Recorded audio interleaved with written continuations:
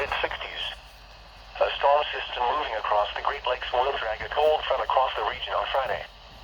Much colder air will follow for the weekend. Here is...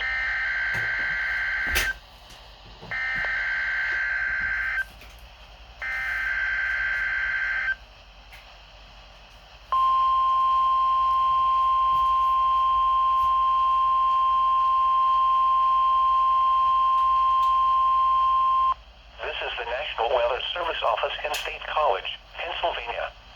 The tones you just heard were a test of this specific area message encoding and tone alert systems.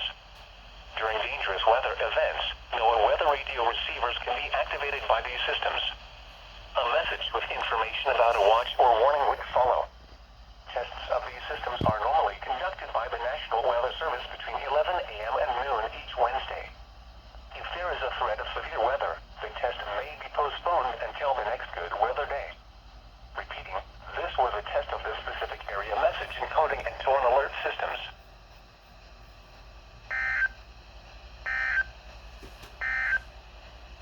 Here is the latest